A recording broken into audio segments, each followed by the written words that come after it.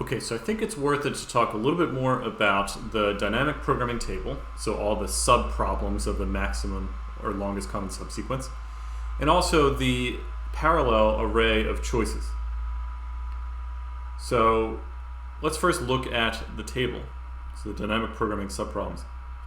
So each one of these pixels here holds the length of the maximum possible common subsequence between a particular substring. So this element here would be rules are not A, and then would be versus and the other substring, or sinus college do de. That stops there. So that one looks to be about 8 or so.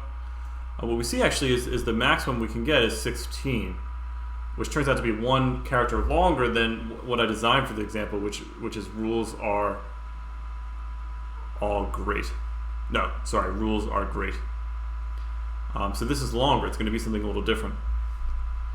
So we'll dig into that in a moment. But I also just wanted to point out, if I arrange everything that memoization does, so this is bottom up. I fill in this table from the bottom up. I start up here at the smallest subproblem, compute that, and then build up the subproblems iterating through.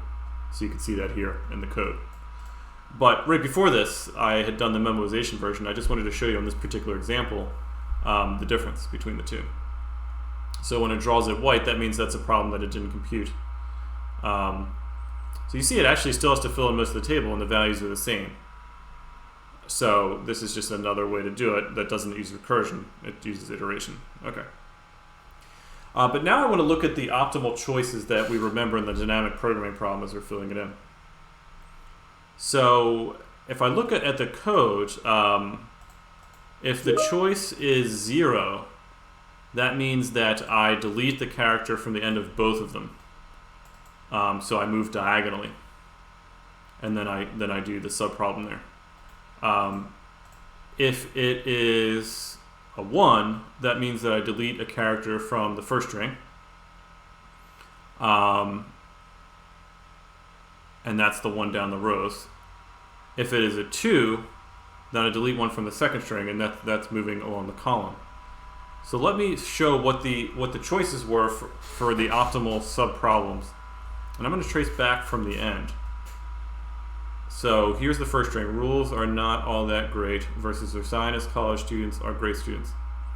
So if I start at the end and trace back, which is the code that you're going to write, first thing it tells me to do, that's a 2. That means delete the character from the second string, which is this string. So move to the left.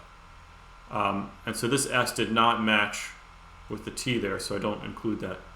But now I say move diagonally, and I see that the T here matches with the T. So let me work backwards and write the string I'm getting. So first thing, I got a T. All right.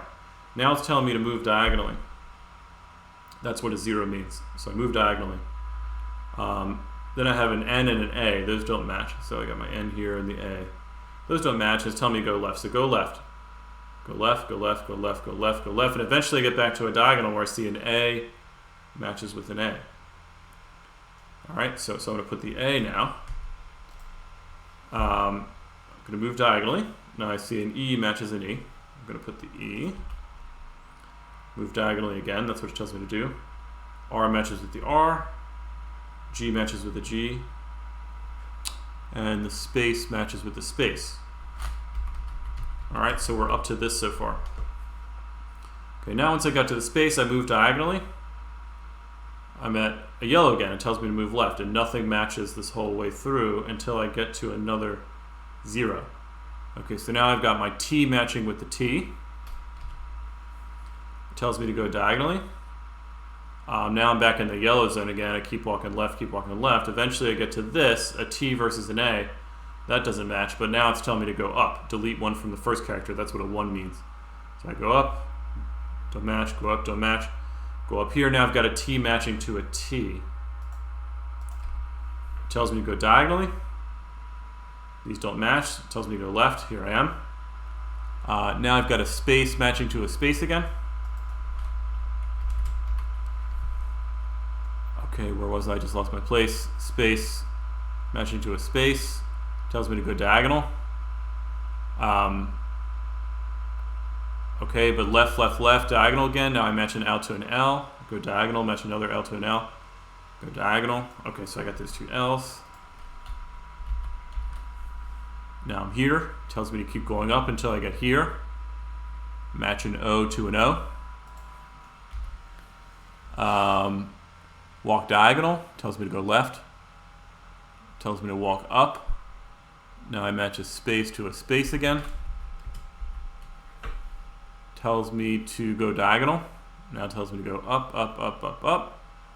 Match an S to an S.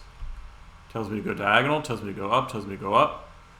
Match a U to a U. Tells me to go diagonal. And now I'm getting close to the end. So N doesn't match with R, go left. I doesn't match with R, go left. S doesn't match with R, go left. But the R does match with the R here in this pixel. Okay, so the last thing that match is an R there. Then I go left and I'm done. R does not match to U. Okay, so this is actually what you get. R, so let's see, 1, 2, 3, 4, 5, 6, 7, 8, 9, 10, 11, 12, 13, 14, 15, 16. Okay, so that matches with what I was seeing here, that the lower right, if I do the maximum subsequence to this entire thing, to the other entire thing, should be 16. So it's actually not rules are great. If I trace back, I get Russ, Ol, TT, great. So the rules are defying my attempts to make them sound great. The rules really are not great. There's something else that's gibberish.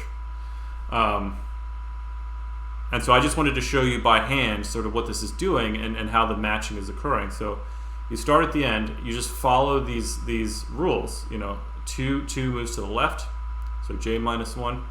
1 moves up, so I minus 1. 0 moves diagonally. And every time you get to a new cell, you check to see, are the two characters equal? And if they are, then you add them onto the front of the string, and eventually you get back to the beginning. So that's it. It's a pretty beautiful thing here, and you know, it's kind of surprising that it gives us, well, I just think it's so interesting that really not much code is able to compute the optimal solution, which I didn't even guess when I set this up. So the computer was able to be smarter than me in this case once I taught it what to do and figure out what an optimal solution actually is, which is one longer than the one I thought it would be. All right, so try that now. Hopefully that helps.